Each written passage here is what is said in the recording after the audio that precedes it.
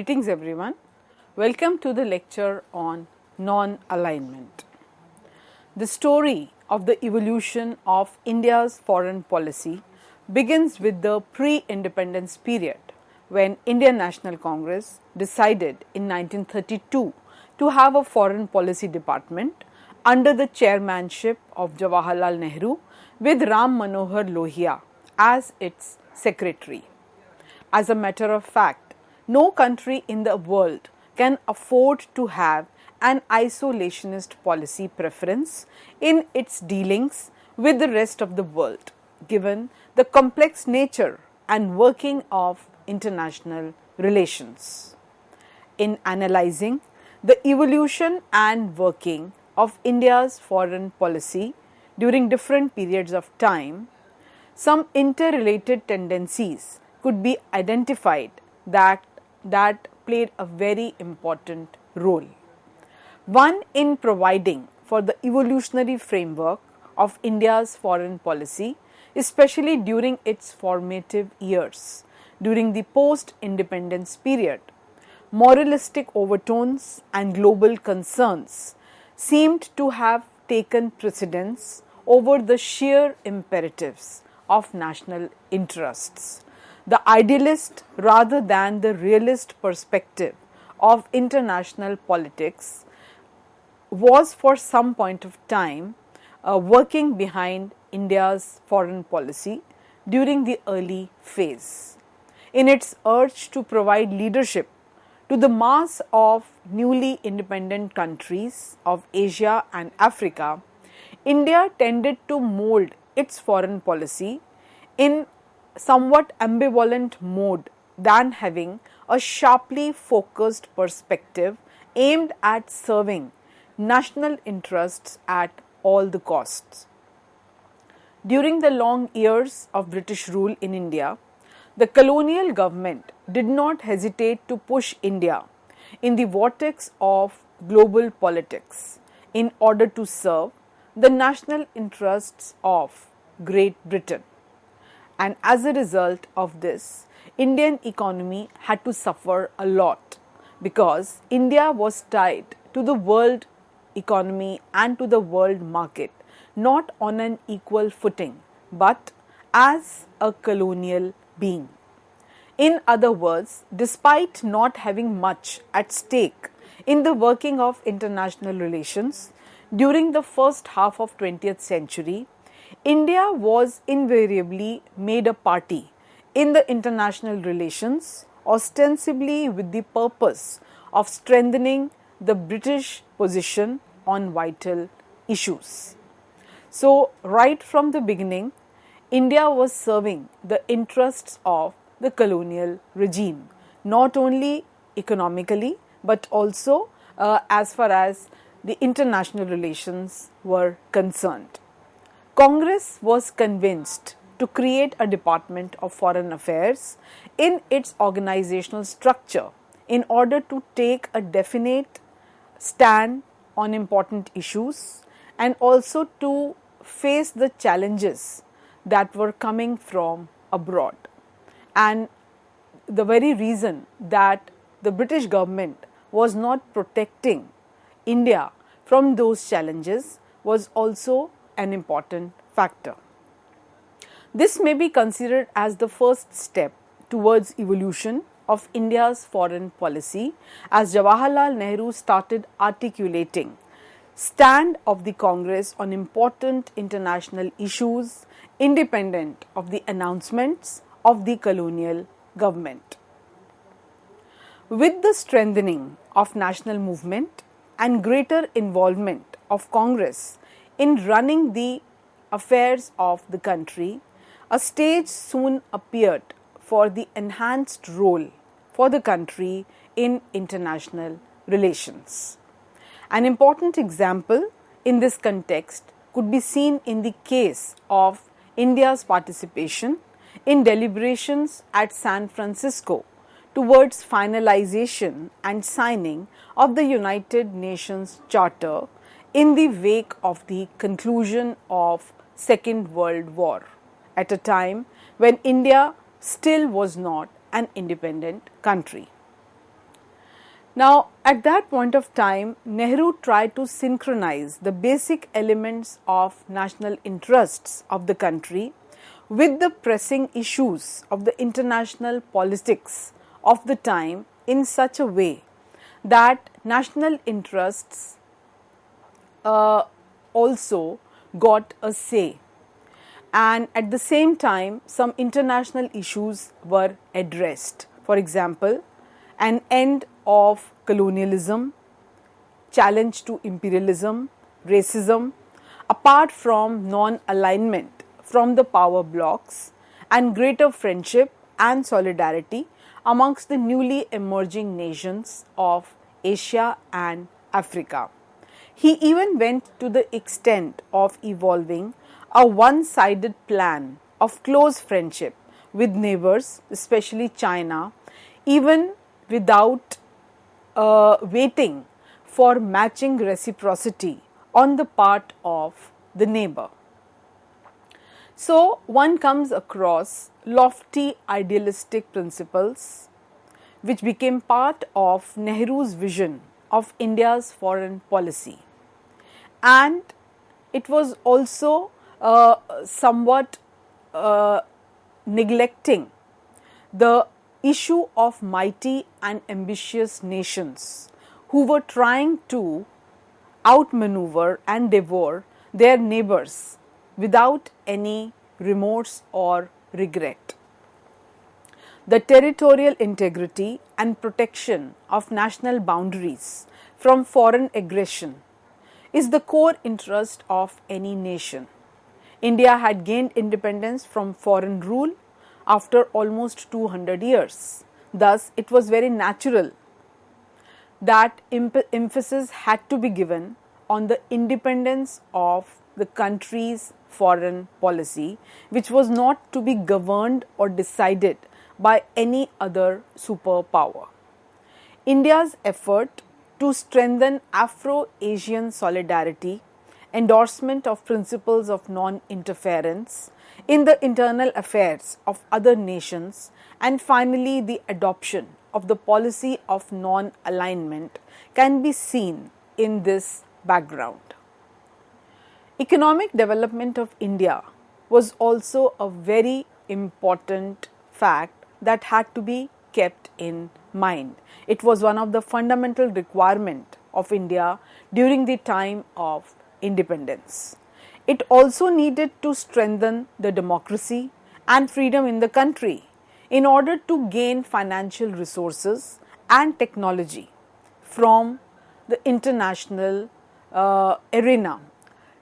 It also had to develop its own energy resources, and it was becoming difficult to do all this by remaining away from the power bloc politics, which was the defining feature of Cold War international politics.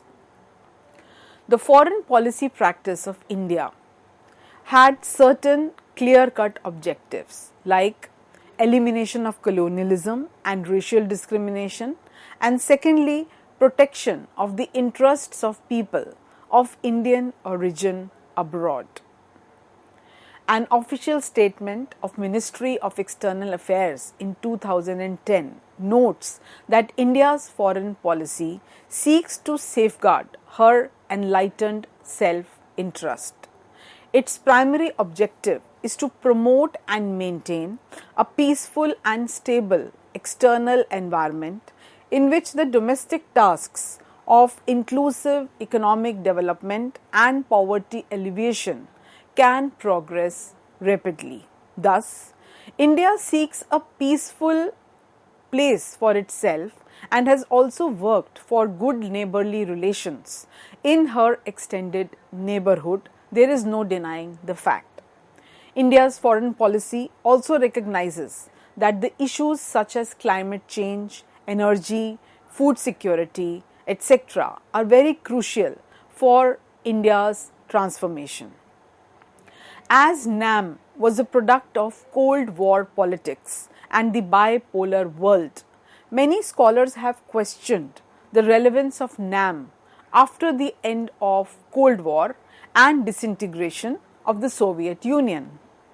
The globalization led to the change in the priorities of even its chief votaries like India, which tried to adopt neoliberal market economy principles in order to integrate with the emerging global order. This new situation generated the impression as if NAM is sidelined and its relevance is declining. However, if we go deeper into the basic features of NAM, it appears to be equally significant in the changing context due to several reasons. As the world faces greater threat from a unipolar world instead of a bipolar world led by US after the disintegration of Soviet Union, the NAM can act as a check against undue dominance and hegemony of any country or power bloc. So the so-called developed North and the developing South world have divergent views over several global and economic issues.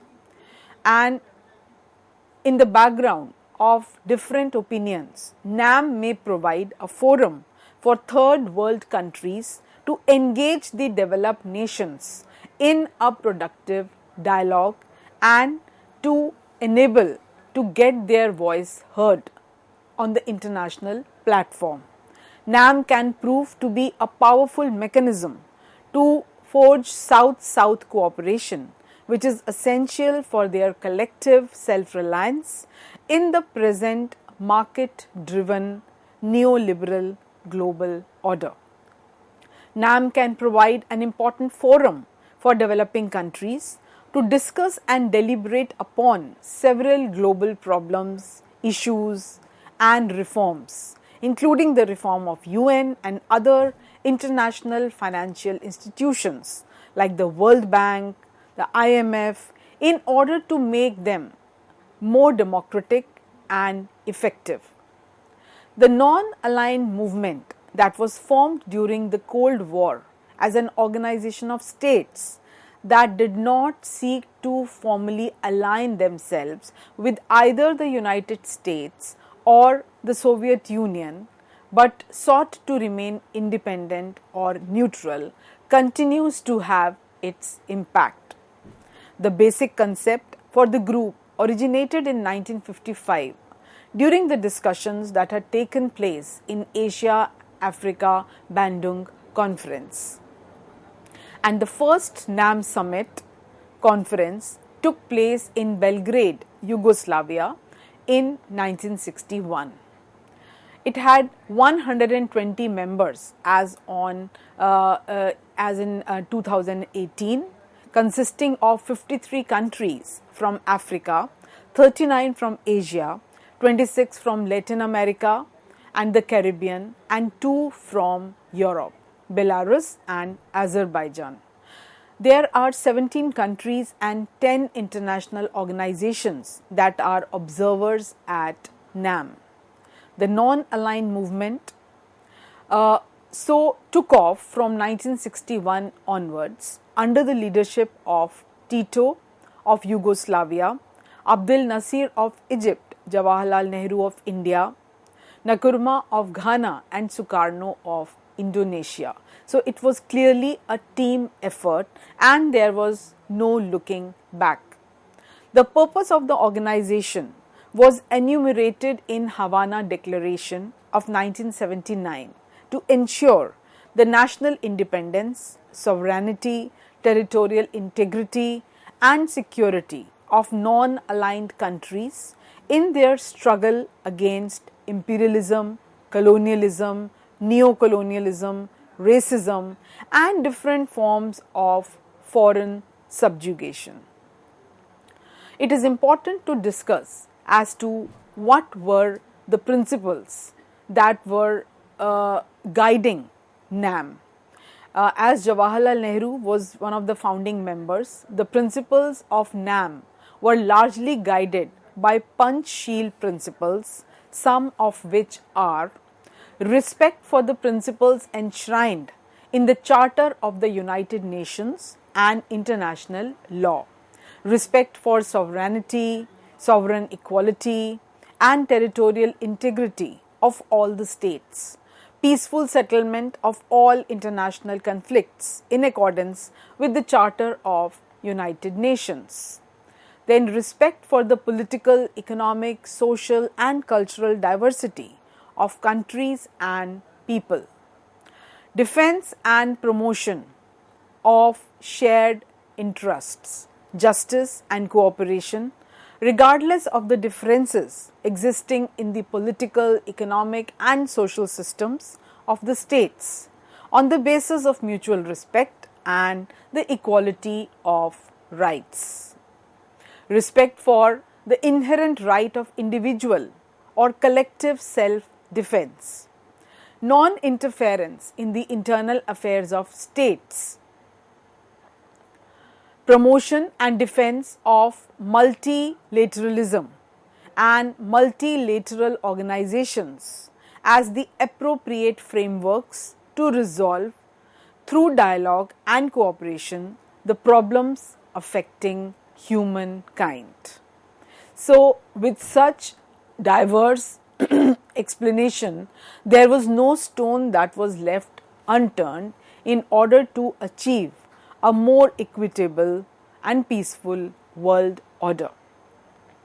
A very clear-cut objective of NAM was to create an independent path in world politics that would not result in member states becoming pawns in the struggle between the major powers. The struggle against imperialism, neo-colonialism had to go on, and for this NAM was always active participant as well as a leader. So if we talk about relevance of NAM in Cold War era, it started facilitating a restructuring of the international order against apartheid. The evil of apartheid was massively prevalent in African countries like South Africa, and this also was on the agenda of NAM right from its first conference. During the second NAM conference at Cairo, the government of South Africa was warned against the discriminatory practices that were being followed in name of white man's superiority. Then the policy of disarmament, the issue of disarmament also was a very crucial issue which was rooted in the idea of an end of arms race and the peaceful existence of all states. In the General Assembly, India submitted a draft resolution declaring that the use of nuclear weapons would be against the Charter of the United Nations and a crime against humanity and should therefore be prohibited. Then there was also a talk of UNSC reforms.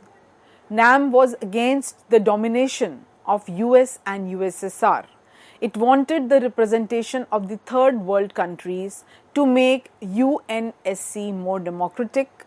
Members echoed with the same demand at 17th NAM conference at Venezuela.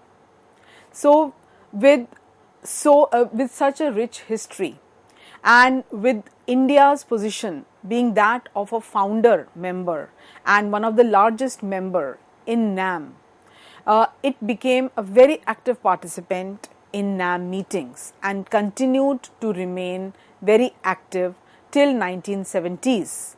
But India's inclination towards USSR created confusions in smaller members. It led to the weakening of NAM and small nations drifted towards either US or USSR. Further disintegration of USSR led the unipolar world order dominated by US and India's new economic policy and inclination towards US raised questions over India's seriousness over non-alignment. Prime Minister of India skipped the 17th Non-Aligned Movement Summit held in Venezuela in 2016. It was only second such instance when head of a state did not participate in NAM conference. NAM almost lost relevance in a unipolar world, especially after the founding members failed to support India during crisis. For example, during 1962 war with China, Ghana and Indonesia adopted explicitly pro-China positions. And during 1965 and 1971 wars, Indonesia and Egypt took an anti-India stance and supported Pakistan. India in particular, but also most other NAM countries, have integrated themselves in varying degrees within the liberal economic order and have also benefited from it. India is a member of the G20 and has declared itself as a nuclear weapons power and has, for all practical purposes, abandoned the call for global nuclear disarmament. Issue of global climate change and occurrence of catastrophic disasters, raising demand to form global consensus to deal with it, however, is a very important step. Also, changing US policies, protectionism, prevalent terrorism, and nuclearization of the Middle East are all the factors that have brought about a change in India's foreign policy. Formulation of multiple regional economic groupings like TPP and RCEP are fading away and petering away of multilateral bodies like WTO from global arena have also brought about a change. However, one cannot overlook the past contributions of NAM, for example, with reference to world peace, with reference to ensuring territorial integrity and sovereignty, and an attempt to preserve the independence of every nation, especially since most of the nations had become free from colonial rule after a long drawn out struggle. Then the third world nations, which were fighting against socio-economic problems since they have been exploited for a very long time by other developed nations. So NAM has acted as a protector for these small countries against the Western hegemony when they needed that protection immediately after independence. Then the desire for an equitable world order, which can act as a bridge between the political and ideological differences existing in the international environment. Promoting the interests of developing countries. If disputes arise between developed and developing nation at any point of time, for example, WTO, then NAM acts as a platform which negotiates and also tries to conclude disputes peacefully, securing the favorable decisions for each member nation. Another very important role that has been played by NAM is that of promoting cultural diversity and human rights, especially in the environment of gross human right violation. It can provide a platform to raise such issues and to resolve those issues through its principles. Another very important goal, which should be a goal of each and every nation today, is that of sustainable development. NAM supported the concept of sustainable development and can lead the world towards sustainability. It can be used as a larger platform to make consensus on global burning issues like climate change, migration, global terrorism, and depletion of natural resources. Then another very important contribution has been that of economic growth. The countries of NAM have some inherent assets like a favorable demography, young population, as well as favorable location, the rising demand due to rising population, and with cooperation, all these resources can be channelized in such a way so as to ensure economic growth of member nations. So, if we talk about the way forward, we can say that NAM as a concept can never be irrelevant. Principally, it provides a strong base to foreign policy.